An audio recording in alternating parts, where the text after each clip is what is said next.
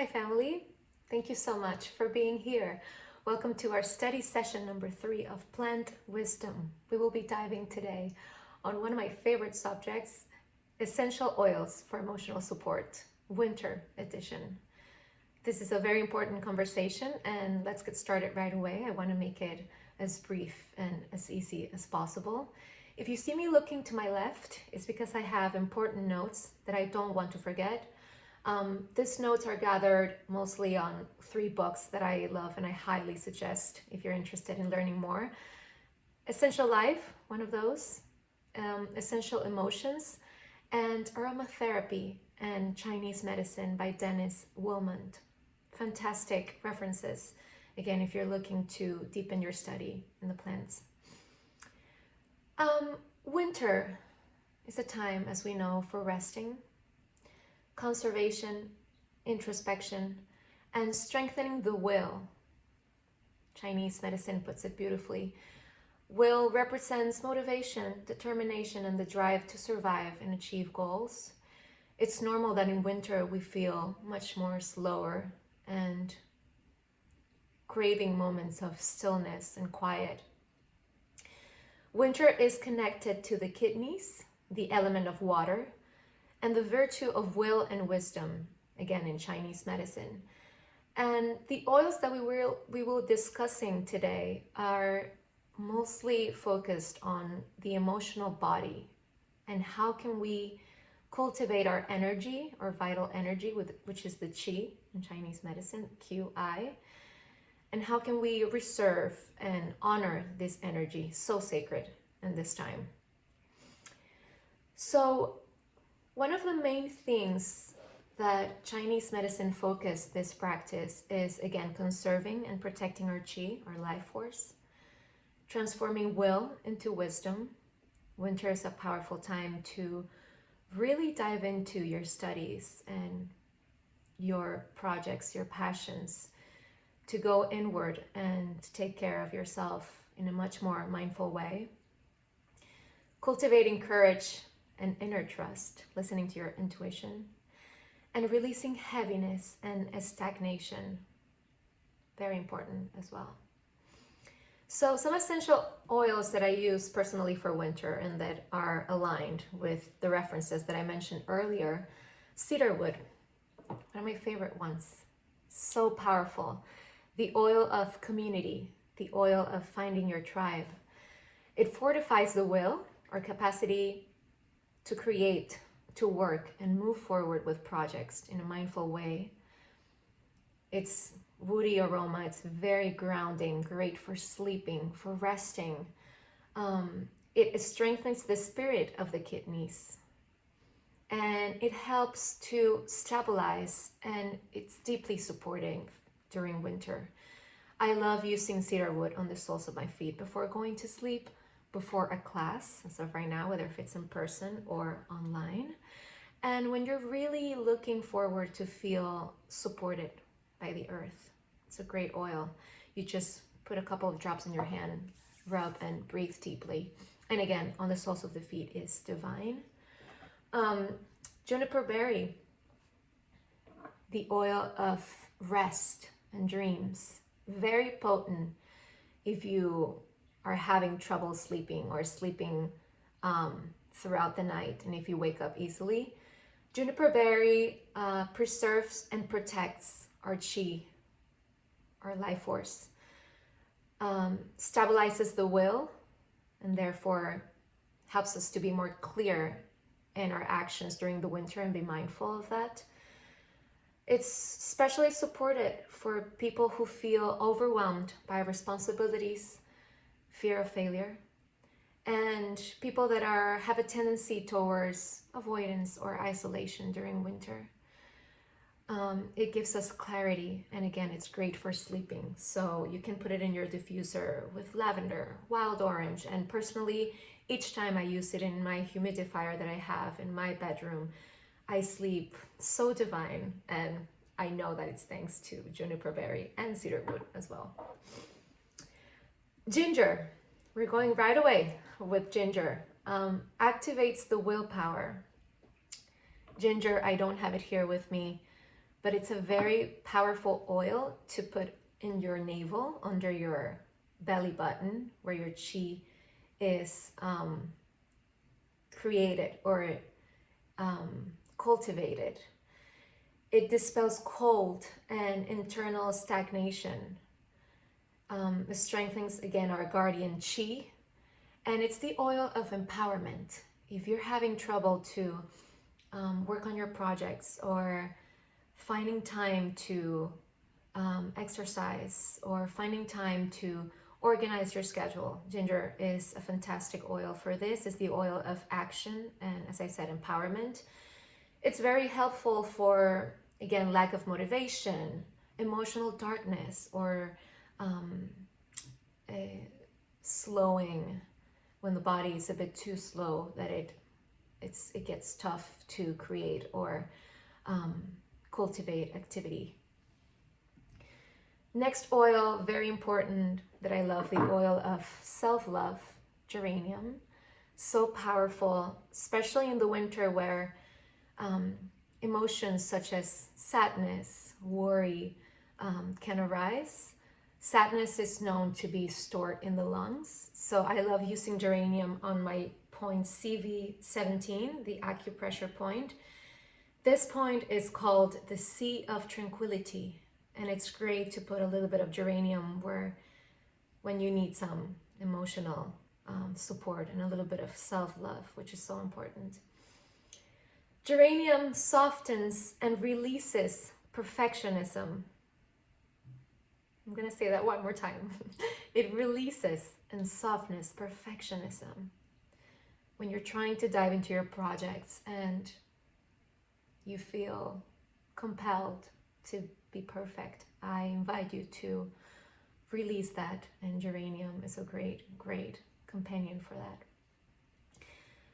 It prevents perfectionism from draining all your life force and energy. It encourages balance, self-compassion, and emotional flow. Such as an exquisite scent. I love using geranium for skincare. We're just talking today about the emotional benefits of each oil, but the physiological support that geranium provides for the skin is fantastic. And I love to use it with a little bit of jojoba oil after the shower before going to sleep. So delicious. Another oil, very important, rose. Opens the heart, brings softness and love and emotional nourishment during cold weather. Rose, right over here on roll-on, one of my favorite ones. I put it all over my face as well when I'm feeling romantic with myself. Rose has the highest frequency in the planet. So again, great for CV17, the Sea of Tranquility. But I also love using it as a perfume during the winter. Just put it on your pulse points, underneath the ears, throat, wrists, and it's divine. A little bit on my nostrils as well, and even some on my lips. So delicious. And yes, very good for self-love and sharing love in the winter as well. Helichrysum, it's called the liquid stitches, great for emotional healing. If you're going through a tough moment in your life, helichrysum, it's always good to have nearby. I also have it on roll-on, and it's great. I love to put it on my neck, on the back of my neck, and it helps release deep emotional wounds and old patterns. Great, again, to put it on the Sea of Tranquility. You can also put it on your abdomen, pulse points. Very calming and inviting to compassion and self-love also. These past flowers that we've been talking, helichrysum, rose, geranium, flowers are one of the most sacred plants in the planet. They are the reproductive system of nature. So I invite you to rely on flowers when you need emotional support and when you need to balance and find some self-love and to share it with others. Flowers are great. Clove bud, right over here.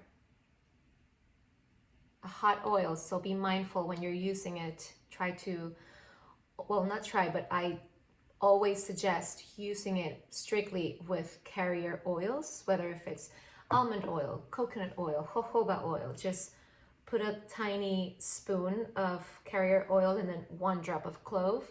I love to use that on the soles of my feet and all around my energetic field for boundaries. Clove is the oil of boundaries and the oil of clarity. So especially if you're using social media, or whether if it's at work, whether you have any complex relationship, clove is a great ally to make sure your chi is protected, to make sure your energy is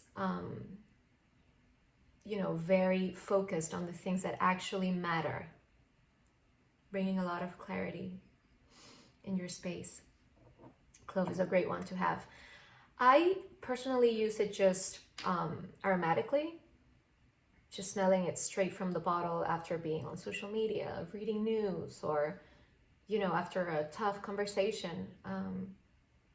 But if you want to put it on a little bit of around you on your clothes as well, I just grab a little bit on my fingers and I just rub it all over.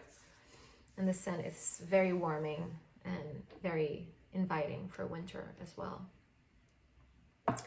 Some of the oils that eliminate humidity in the body, which humidity in Chinese medicine can, promote stagnation and different conditions that are very dangerous in the body. Some of the oils can be, for mental fog or for slowness, or, this humidity can create also vulnerability to viruses. So it's very important to remove damp as much as we can from the body. Some of these oils can be cinnamon, eucalyptus, rosemary, and geranium. Rosemary is a sword of light, as well as lemongrass.